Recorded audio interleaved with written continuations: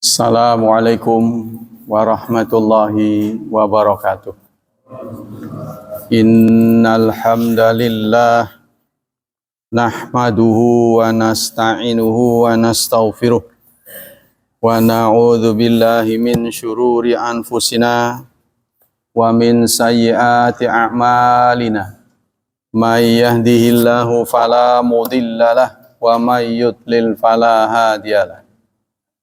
Asyhadu an la ilaha illallah wa asyhadu anna Muhammadan abduhu wa rasuluh la nabiyya ba'dah.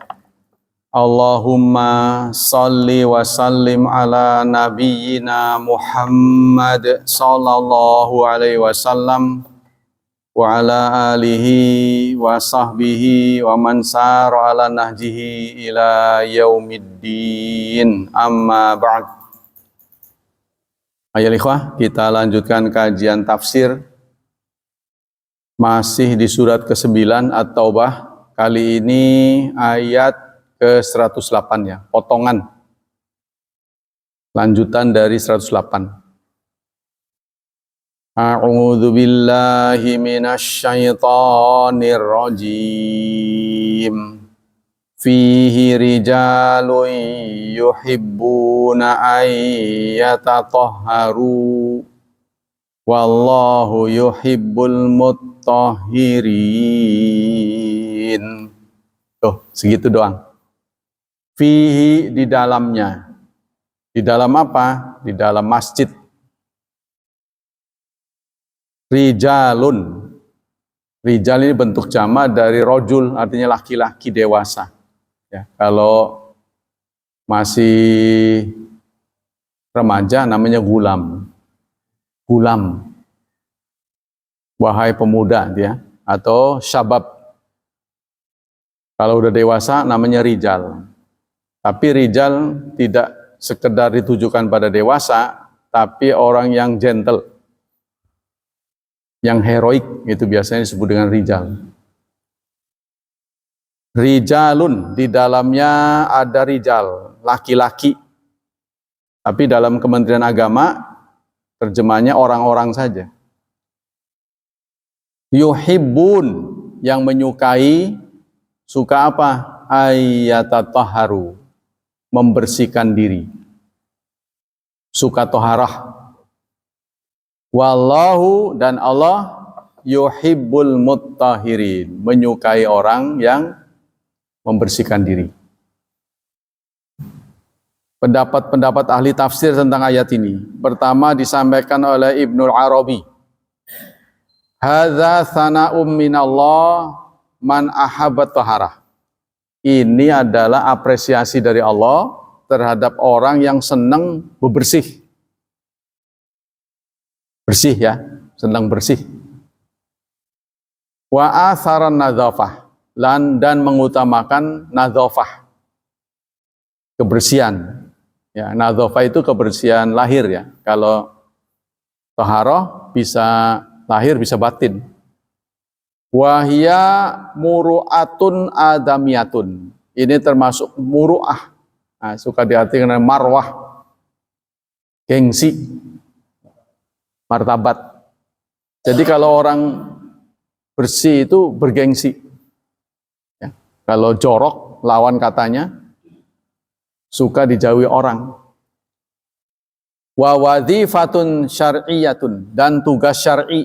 Jadi bebersih itu, ya bersih itu bagian dari syariat. Wa haula alladzina asnallahu alaihim hum mu'minul ansar. Yang dipuji oleh Allah ini adalah mukminul ansar, orang-orang ansar, yaitu sahabat yang ada di Madinah. Ya. Yusalluna bi masjid Rasulillah, yang suka sholat di masjid Rasulullah, wa bi masjid Quba, dan masjid Quba.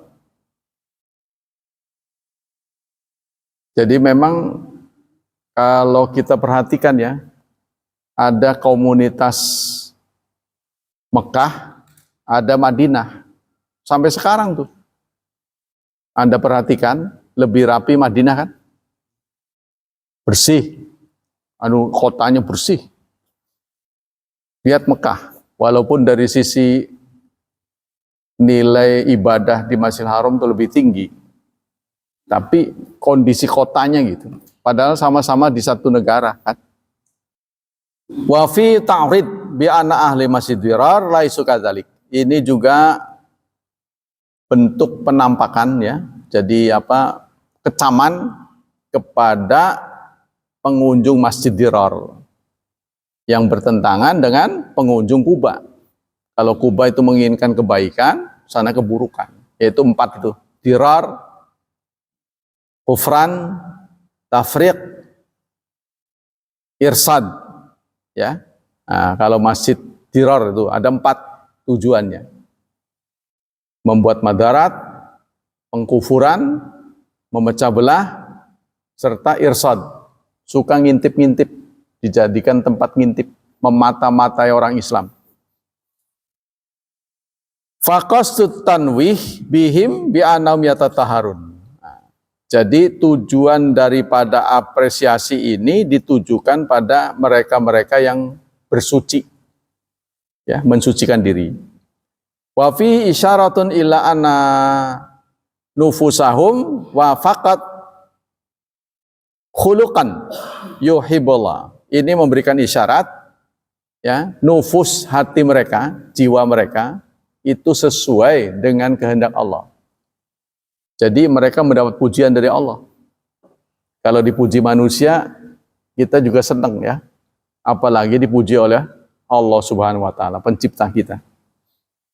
Wa kafa bidzalika tanwihan, dan itu sangat berharga, ya. Apresiasi yang sangat tinggi dari sang pencipta. Nah, konon ada ahli tafsir mengatakan dari sinilah budaya menggunakan air dimulai. Jadi dulu orang-orang Arab jahiliyah sampai kemudian perbatasan dengan kaum muslimin itu masih peper. Peper itu ceboknya pakai batu. Kalau sekarang tisu ya, pakai batu.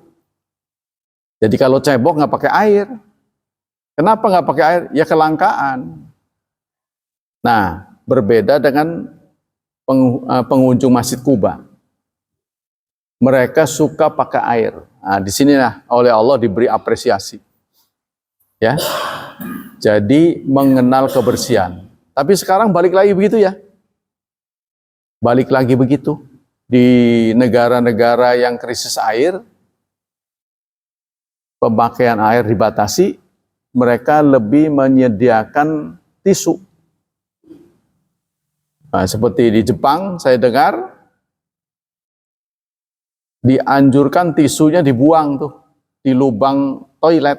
Kalau kita kan dilarang. Ya, sebab di sana didesain tisunya tuh hancur kalau kena air. Jadi suruh dimasukin malah. Suruh buang ke toilet. Kalau kita dibuang ke toilet, mampet. Berbeda ya kualitasnya. Nah, itulah. Jadi awalnya mengenal air itu dilakukan oleh pengunjung Masjid Quba dan Masjid Nabawi. Yang kedua disampaikan oleh Al-Qasimi, "Dzahaba ahlul aliyah, Abul Aliyah wal A'mash ila anal murad minat tahara fil ayat at-tahara minadz dzunub." Kata Qasimi, yang dimaksud bersuci di sini bukan bersuci lahiriah, bukan suci bersih dari najis, bukan, tapi suci batinnya. Ya, jadi karena pengertian tohara itu bisa 2, bisa lahir, bisa batin. Wa taubati minha, dan taubat. Wa tatahhur minasyirki, dan suci dari syirik. Qala Ar-Razi wa hadzal qaulu muta'ayyin. Kata Ar-Razi, ini pendapat seperti ini lebih gamblang. Sepertinya pendapat ini lebih kena. Kata Ar-Razi, ya.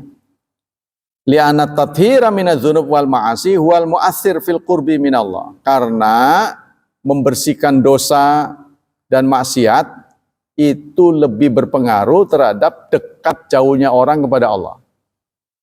Jadi orang dekat sama jauh itu dipengaruhi oleh taat dan maksiat. Ya, seperti Nabi Adam. Sebelum beliau melanggar perintah Allah, Allah menyatakan wala taqraba hadhihi syajarah. Jangan dekati pohon ini. Ya, jadi isyaratnya itu kata tunjuknya ini. Ini tuh menunjukkan dekat. Sebelum beliau melanggar. Tapi setelah beliau melanggar, Allah menggunakan kata itu. Ya. Wa ma mana'aka antil kumas syajarah. Apa yang menyebabkan kamu makan pohon itu? Nah, itu setelah dilanggar. Oh, beda ini dan itu, yaitu yang membedakan Nabi Adam sebelum melanggar dan sesudah melanggar bukan jaraknya, karena Allah tetap dekat kan. Tetapi taat dan maksiatnya. Singkatnya, kalau orang taat itu dekat dengan Allah, kalau maksiat jauh. Bukan jarak Allah yang bertambah ruang, ya, bukan. Wastiqaqu thawbi wa madhih, dan mendapatkan pahala serta pujian. Wali annahu ta'ala wasafa ahla masjidirar bimadaratil muslimin wal kufra bila wa tafriq bainal muslimin fa wajaba kaunu haula biddiddi min sifatihim. Karena Allah sudah mengecam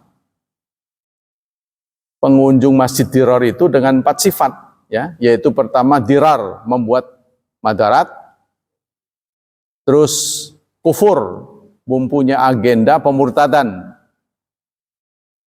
Yang ketiga, tafriqun bainal mu'minin, memecah belah. Yang keempat, irsadan, ngintip-ngintip. Tuh, 4 ini dikenakan kepada Masjid Dirar. Ya, jadi sebaliknya kan Kuba dengan Dirar itu 2 masjid yang berbeda pengunjungnya, ya, dilihat dari pengunjungnya. Kalau bangunan sih ya nggak berdosa lah bangunan, dosa apanya? Yang berdosa kan pengunjungnya, pembuatnya. Nah, pembuatnya itu ekstrim berbeda. Kalau di sana 4 itu, otomatis kebalikan dari 4. Ya, Allah memberikan pujian kepada pengunjung Masjid Kuba. Sehingga ada promosi-promosi, sholat 2 rakaat di Masjid Kuba setara dengan umroh. Rasulullah membiasakan diri berkunjung di hari Sabtu, setiap Sabtu ke Masjid Kuba. Promosi-promosinya. Ya, begitu juga keluhan penduduk Kuba, ya, ketika mendapati beberapa temannya sering warawiri ke Mekah, umrah. Tuh. Maka Rasulullah memberikan gantinya dengan subhanallah 33 kali, tahmid 33 kali, takbir 33 kali, itu setara. Nah, itu Rasulullah setara, ya, dengan umrah. Nah, begitu juga masjid, bahkan sholat 2 rakaat saja. Tuh. Kemudian selanjutnya Muhammad Rashid Ridho berkomentar, fihi rijalun yuhibbuna ayyatatahharu wa hadhi jumlah wasafa bial masjid alladhi ussisa ala taqwa. Kata-kata ini fihi rijalun, di dalamnya ada rijal, orang-orang yang menyukai bersuci. Orangnya bersih-bersih, gitu kan? Nah, terlihat ya. Jadi orang kalau suka sholat tuh pasti lama-lama akan kelihatan bersih orangnya. Memang nggak bisa dalam waktu singkat. Baru sholat seminggu sudah terlihat, gitu kan? Nggak bisa, butuh tahunan. Nanti akan terlihat bawaannya bersih.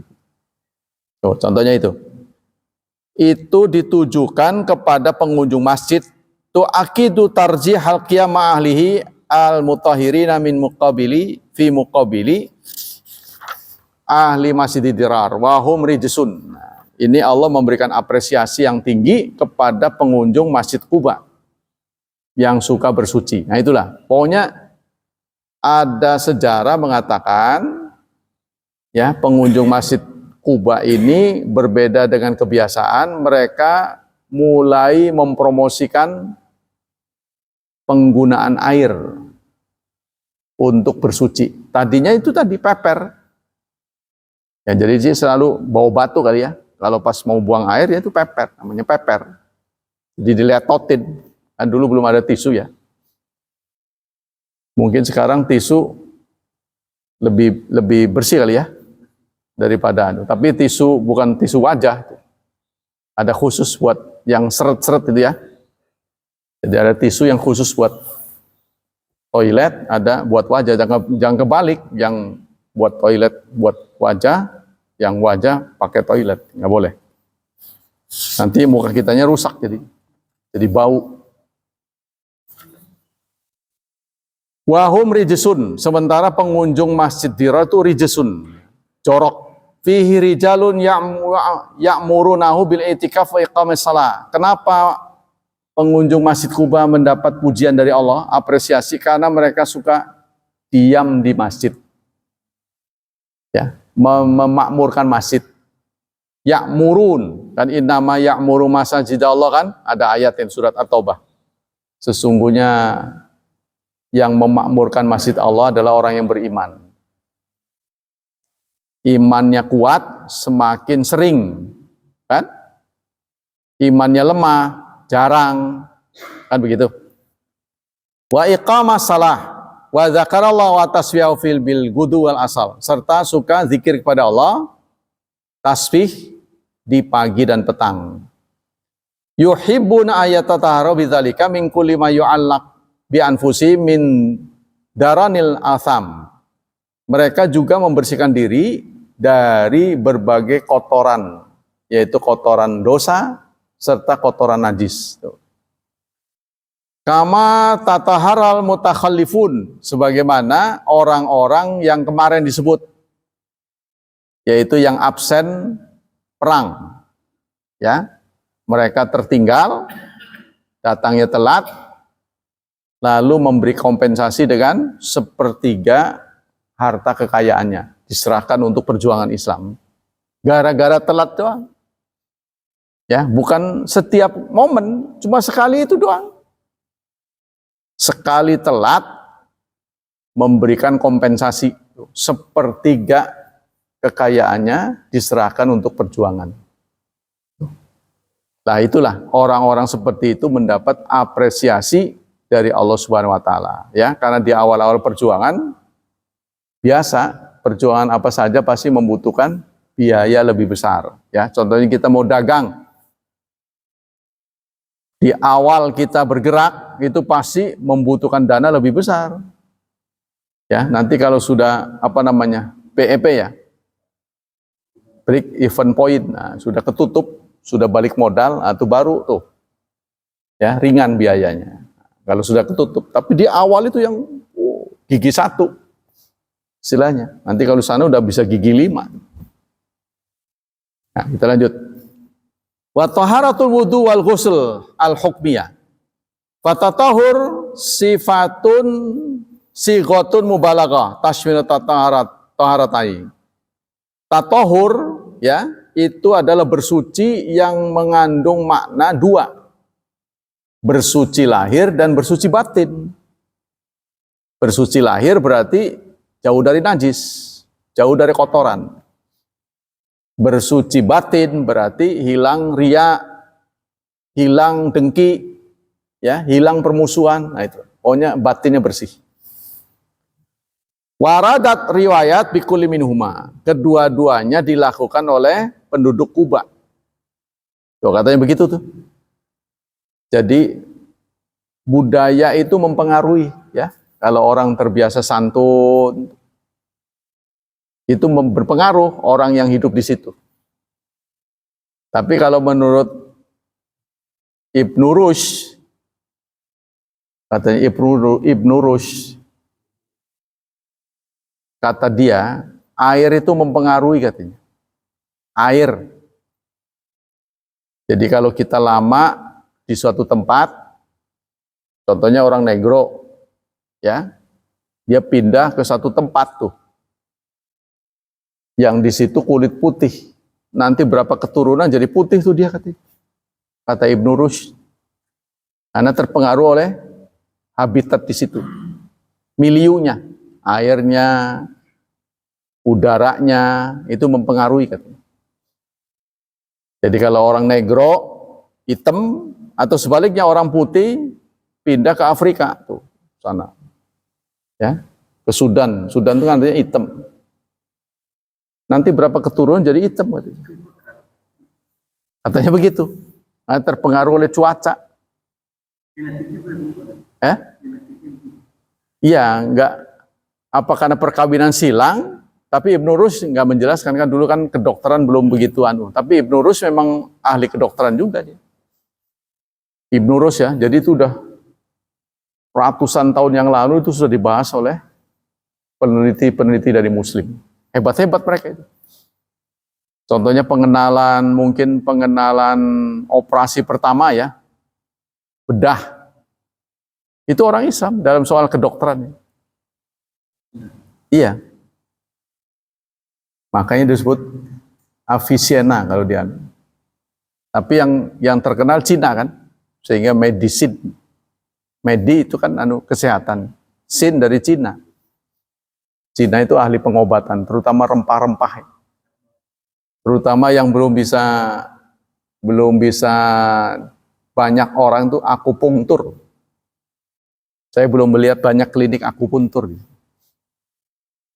Wallahu yuhibbul muttahirin. Allah menyukai orang yang sangat resik. Bersih sekali kan resik kan. Orangnya resik. Nggak betah kalau melihat kotor. Tuh ya, nggak betah. Oh, kalau kita belum penanggulangan sampah ini belum. Masih di mana-mana. Nah, sampah itu cirinya itu tadilah. Berlawanan dengan kesehatan kan. Berlawanan dengan kesehatan. Contohnya begini yang paling mudah lah. Kalau Anda punya tanaman dekat bak sampah, itu pasti buahnya jelek. Banyak orang kaitannya dengan ini, dipetis katanya. Saya nggak terlalu percaya. Gara-gara dipetis sudah jadi pada busuk. Bukan. Dia taruh pohonnya dekat bak sampah. Kalau jauh mah insya Allah. Tuh, dekat bak sampah. Saya di mana-mana saya lihat itu busuk, itu kan dekat sampah. Itu yang benar. Karena kan ini, iya banyak bakteri. Yang kita nggak sadari ya. Nah ini contoh dari penduduk pengunjung Kuba ini mendapat apresiasi dari Allah. Jadi Allah menyukai orang yang resik, bersih, kan? Wa qala aidan wa qad fasara ba'dul mufassirin mahabbatallah alil mutahhirin. Tapi ada yang mengatakan bersih di sini bukan bersih lahiriah, tapi batin, sehingga Allah suka. Nah, tafsir yang lebih menengah adalah bersih dua-duanya. Allah juga menyukai orang resik. Ya, jadi yang resik-resik itu. Nah, orang senang, tapi kalau jorok biasanya orang menghindar. Ya kan? Maka Anda kalau ingin mendeteksi makanan itu sehat apa enggak di jalanan, lihatlah airnya. Air buat nyucinya. Kalau airnya terbatas nggak bisa bersih. Tapi kalau dia pakai keran, kan kalau habis ambil lagi ya. Kan ada pedagang-pedagang yang bawa air saja, beberapa ember. Itu dipakai dari awal jualan sampai akhir nanti, sampai malam. Itu aja. Ya otomatis itu. Nyuci berapa piring tuh yang masuk ke situ. Dibolak-balik aja, dibolak-balik. Ya, sejauh mana dia akses ke air, nah disitulah kita lihat bersih enggaknya. Enggak semua pedagang enggak ada sih, ada yang ada kerannya. Bahkan kita bisa cuci tangan, nah itu yang resik. Ya, sebab kalau enggak tersuci itu bakteri itu, kuman-kuman. Sekarang hadis-hadis yang berkaitan dengan asbabun nuzul. Dari Abi Hurairah an Rasulillahi sallallahu alaihi wasallam. Qala nuzilat hadil ayat fi ahli Quba. Ayat ini asbabun nuzulnya ditujukan kepada ahli Quba. Ya kan? Betapa senangnya kalau kita diakui oleh Allah. Waduh, senang bukan main ya. Sekarang kan kita nggak bisa mendapatkan pernyataan Pak Syafi'i.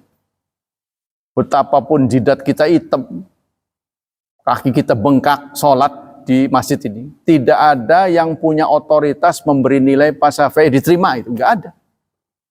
Baik saya, siapapun, karena juru bicara Allah sudah wafat.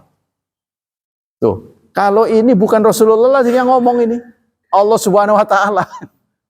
Kan berak ya kan?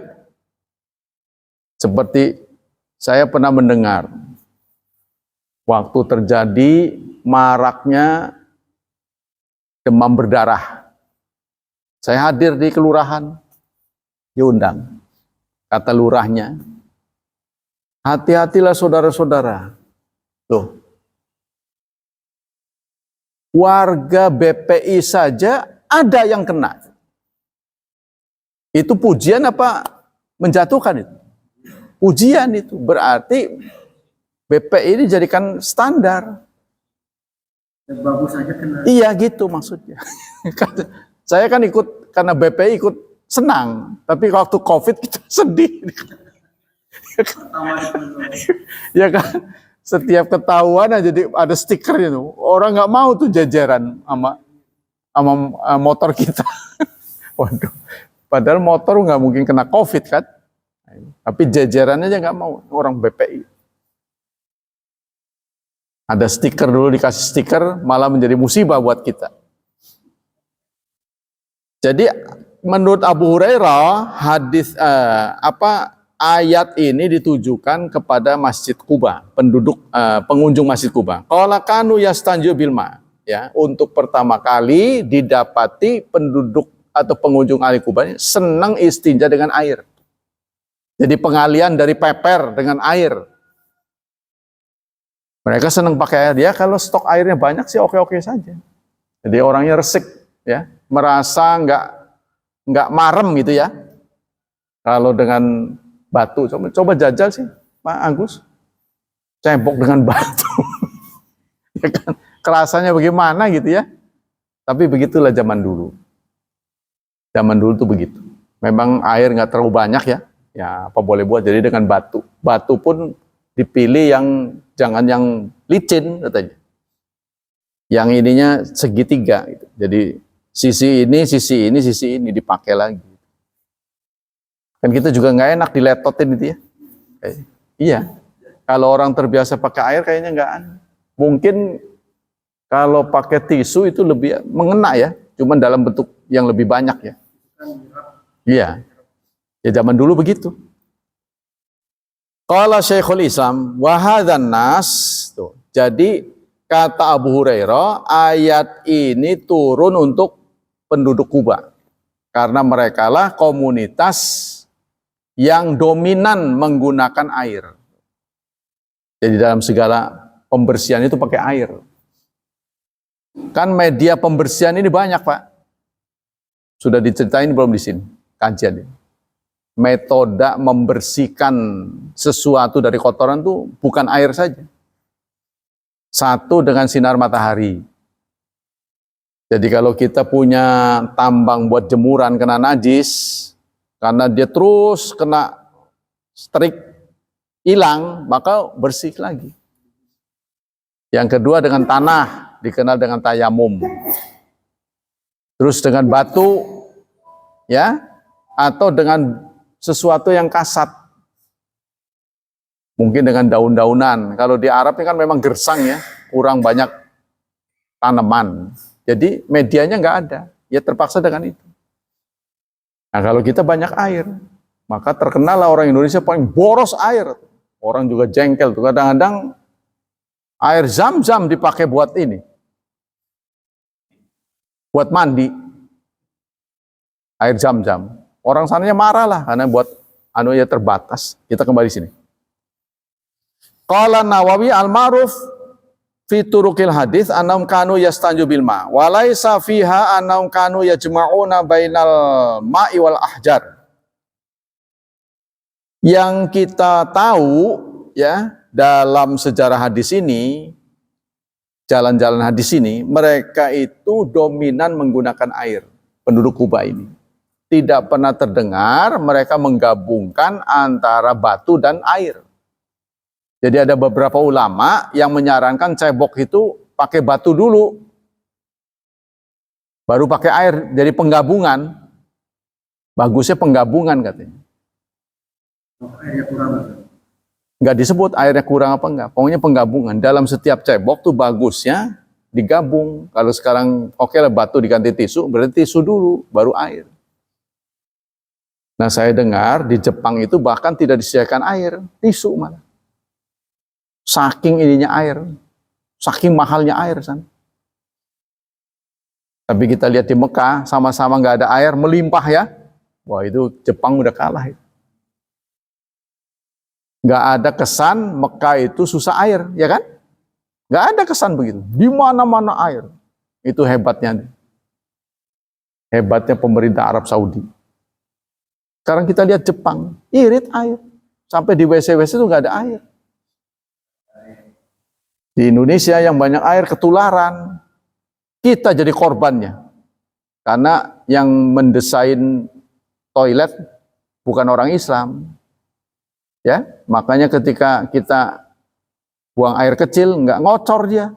Begitu kita udah kantongin, ngocor dia. Padahal kan kita butuhnya buat udah dimasukin ngocor. Waktu deket, masa kita mau kewer-kewer? Jauhin dulu ya. Bisa kalau nggak ada orang, Pak. Itu kan toiletnya otomatisnya kan sensor tubuh ya. Sensor. Jadi kalau dia jauh, kalau ada panas, dia diem. Tapi kalau jauh dia ngocor. Padahal kita kepentingannya buat cebok. Ya paling begitu. Nah untuk menanggulangi kita tidak perlu daripada kita ragu, kita bawa aqua saja ke WC tuh. Botolnya kalau hitung-hitungannya begini, kalau Anda nggak tega minum ini, artinya kita buat minum, ya botol kosongnya aja kan kita isi pakai itu, ya bisa begitu. Terutama yang buat cuci tangan kan kita bisa isi. Air yang buat bersuci hendaklah air yang boleh diminum. Kata beliau, itu zaman dulu banget. Lebih dari 30 tahun yang lalu. Sementara di masjid-masjid itu masih pakai kobakan, beliau sudah pakai keran. Jadi beliau berpendapat pakai itu nggak boleh, yang airnya diem gitu ya. Lain hal kalau di Pandeglang kan mengalir. Air dari gunung dialirkan ke sini memang butek, itu mengalir nggak masalah. Ini yang diem, ya, yang tetap mengalir nggak masalah. Itu yang diem itu beliau mengatakan tidak sah. Demikianlah tafsir dari ayatnya, kita ganti pelajaran. Sekarang bab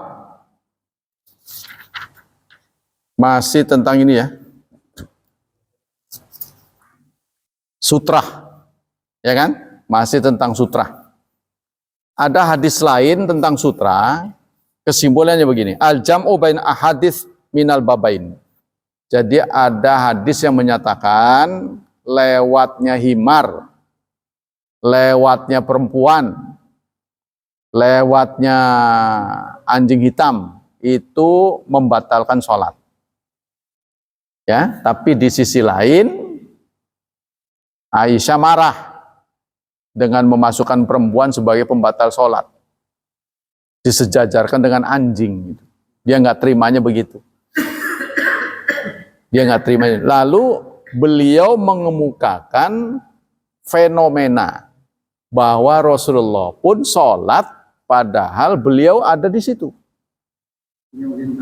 Kakinya melintang. Para ahli hadis mengatakan fenomena ini tidak boleh dijadikan dasar. Sebab kan beliau nggak menghalangi. Justru menjadi sutranya. Ngerti nggak? Yang dimaksud ini kan orang datang, kalau beliau kan diem. Jadi katakanlah soal di sana beliau tidur begini. Ini nggak bisa dijadikan dalil, wong dia sendiri jadi sutra. Ya kan? Yang dilarang itu kan orang lewat. Kita taruh sutra supaya orang nggak lewat. Kan begitu kan? Kalau beliau kan diem. Itu kata ahli hadis begitu. Jadi ini tidak boleh dijadikan patokan. Tapi oke lah. Karena ada dua hadis yang bertentangan. Kemudian perawinya sama-sama kuat. Aisyah juga kuat, istri beliau. Maka yang dipastikan membatalkan sholat itu dilewati oleh anjing hitam. Sebab itu tidak ada yang ngeritik. Tapi soal himar ada yang ngeritik, keberatan. Soal perempuan lewat ada keberatan. Tapi kalau anjing hitam tidak ada dalil yang keberatan. Berarti yang memotong sholat satu-satunya yang tersisa adalah dilewati oleh anjing hitam. Ya kalau udah masa sekarang mah kemungkinannya kecil kita ditutup dalam masjid. Himar juga jarang. Ya, nah, kemungkinan besar malah perempuan kalau di tempat ramai kan. Di masjid-masjid yang tempat kita singgah seperti rest area kan kemungkinan perempuan lewat. Karena dia nggak ngerti. Makanya saya sarankan untuk orang-orang yang tidak berjemaah sebaiknya minggir. Saran saya, setelah kita upacara sholat berjemaah selesai, dia mau ini, kalau ada ruang lain, dia minggir yang kira-kira orang nggak bakal lewat gitulah. Jadi jangan di tempat dia. Kalau Jumatan memang susah persoalannya. Kalau habis Jumatan kita ngelihat ke belakang masih banyak orang, tetap aja nggak bisa milih tempat tuh, Pak. Tapi kalau sholat biasa, dia milih di belakang yang kira-kira nggak banyak orang lewat. Itu pun sunahnya pakai sutra, kan? Sutra. Jadi jangan milih di sini sengaja pasang sutra aja, orang kengelan jadinya. Oleh di sini ada gitu kan? Nah sebaiknya begitu. Saran saya, tapi memang nggak ada sunahnya. Kalau saya memilih begitu, ya walaupun ada sutra, ada orang lewat kan sempat anu juga ini. Terganggu juga ya, apalagi ketendang itu ya. Wong saya pernah mau tak giniin orang gitu. Udah pasang sutra juga, gara-gara dia ngelihat HP sambil jalan. Waduh, saya juga deg-degan.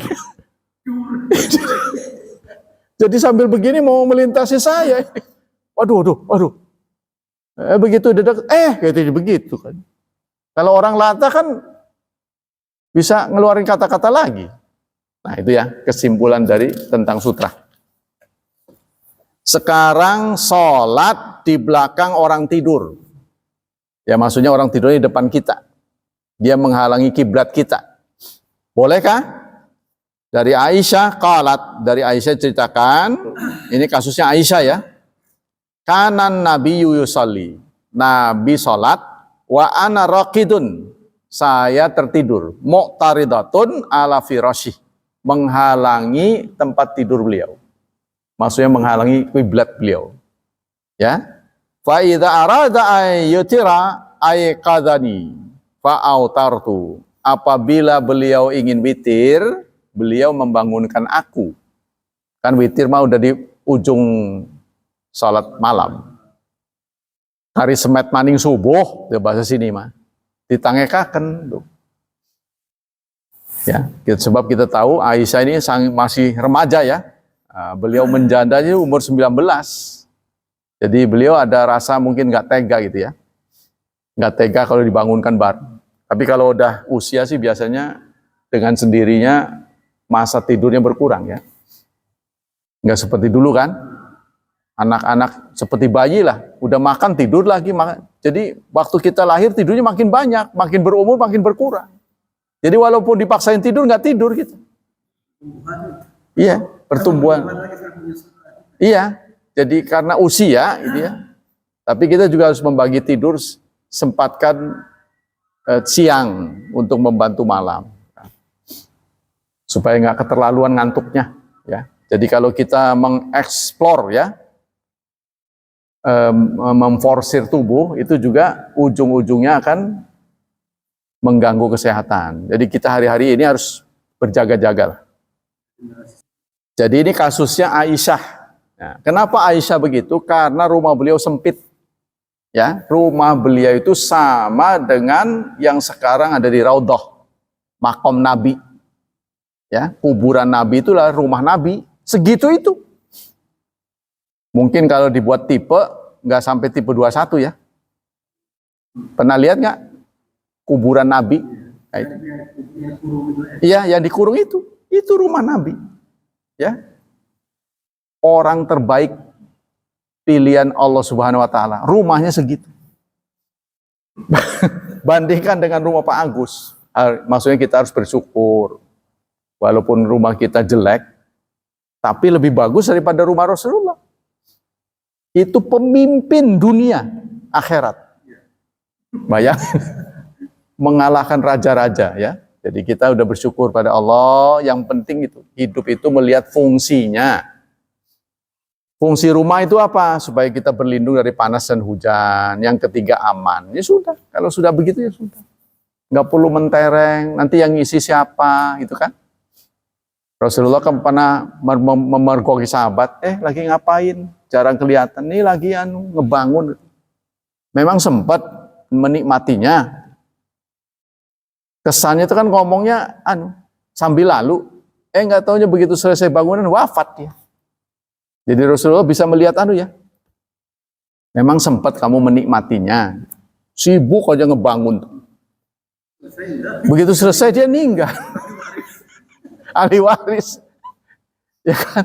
Ya, ini bukan nakut-nakutin kita nih Pak Syafi'i. Ya ngelihat fungsinya, itu kan? Lihat fungsinya. Babu sutratul imam sutratun man khalfahu. Nah, sekarang kalau kita berjemaah, sutranya mana? Imam satu-satunya yang harus pakai sutra. Kalau kita, imam kita. Ya, jadi kita nggak perlu sutra Pak, kalau berjemaah mah. Sebab kenapa? Siapa tahu tetangga kita, ya barisan, itu bermasalah. Contohnya sakit perut kan? Nah kalau dia mau keluar dari barisan kan susah.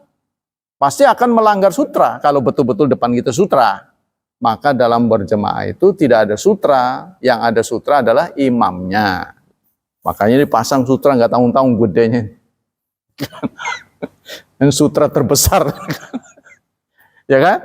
Ini sutra terbesar ini. Nggak mungkin di orang nih, karena tingginya udah setinggi manusia. Nah itu ya, jadi sutra kita kecil-kecil itu untuk sholat sendiri.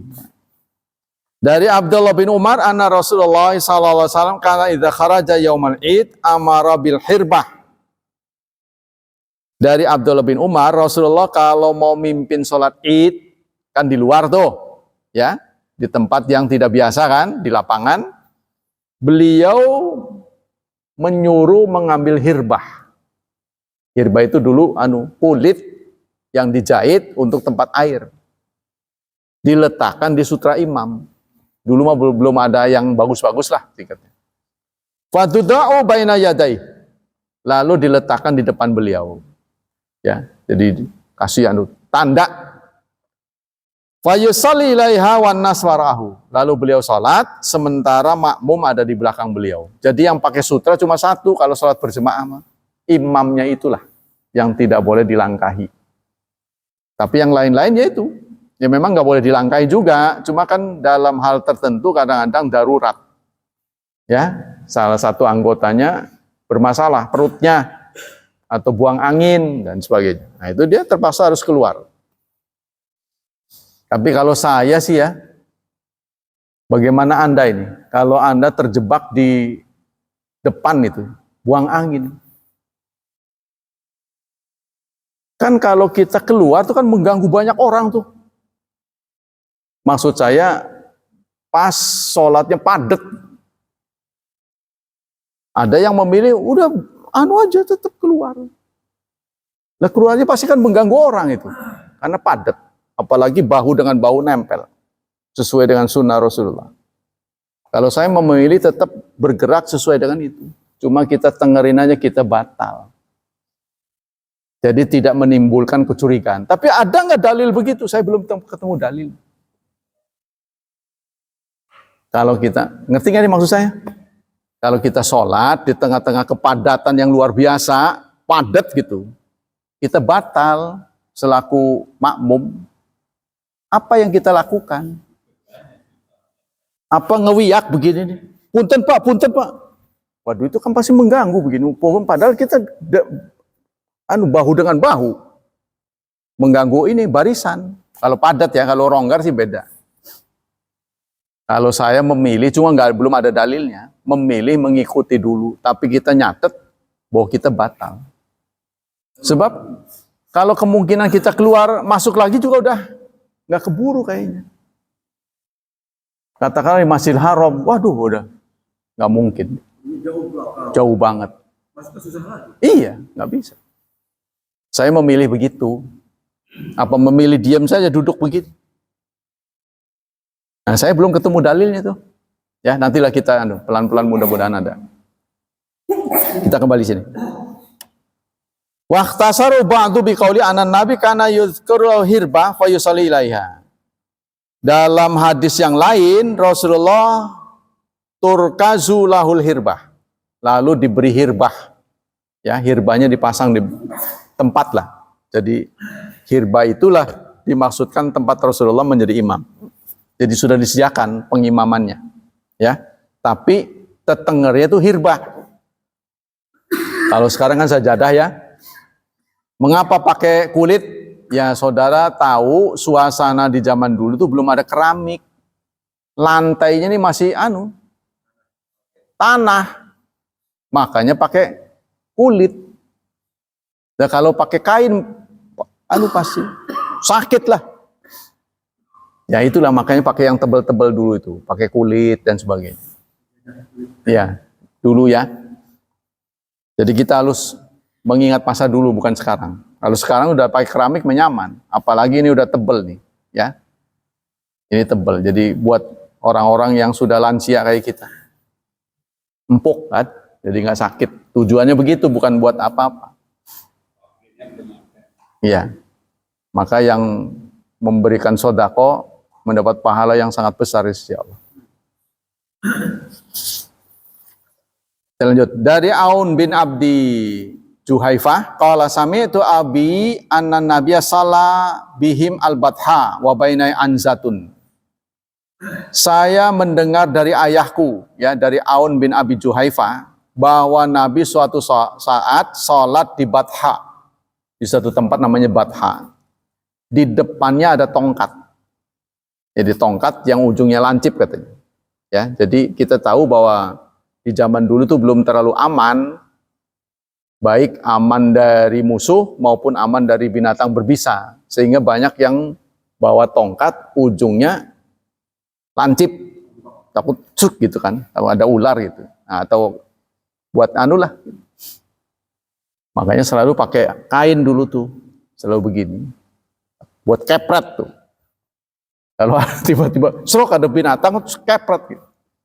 Belum aman suasananya ya, maka itu gitu. Maka beliau meletakkan anzah. Anzah itu katanya tongkat yang ujungnya lancip.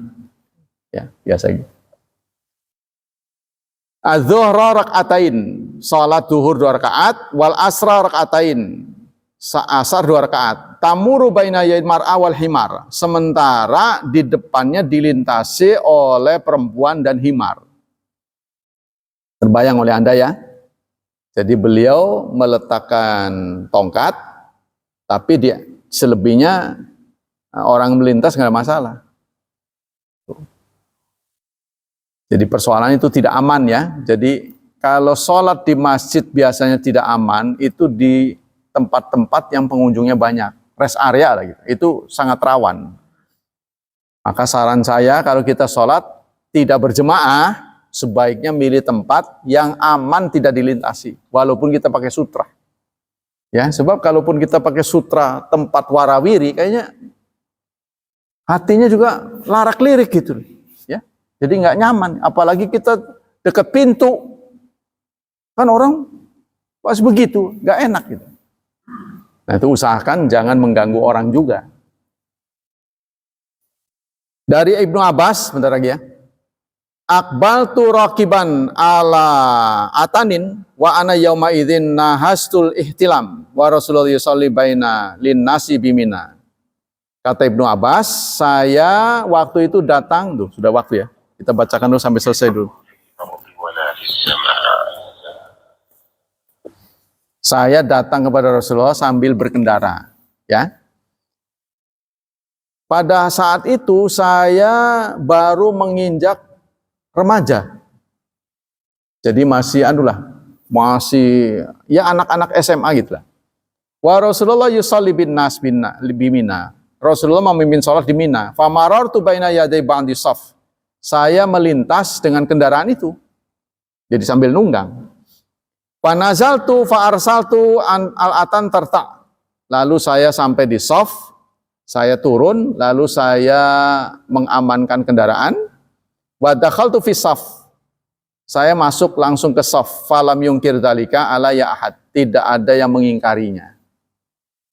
Ya, jadi saya datang kepada jamaah pakai kendaraan, begitu tiba di tempat, kendaraannya saya amankan, saya ikat, lalu saya langsung masuk ke saf. Ya bisa terbayang oleh kita lah, ya. Jadi saf itu kadang-kadang tempat parkir juga. Ya, kalau kita sekarang udah teratur hal-hal seperti ini tidak ada, ya. Baik, demikianlah hadirin hafizani hafizakumullah kajian pagi ini. Semoga Allah Subhanahu wa taala memberikan pahala yang berlipat ganda untuk kita. Semoga Allah tetap berkenan menjaga dan melindungi kita dari wabah dan fitnah, dari syubhat dan syahwat. Tidak lupa kita senantiasa berdoa, semoga keluarga kita dimudahkan hidupnya, diberkahi, serta ditakdirkan Allah menjadi hambanya yang saleh dan salihat. Subhanakallah wa bihamdika, asyhadu an la ilaha illa anta astaghfiruka wa atubu ilaik. Wassalamualaikum warahmatullahi wabarakatuh.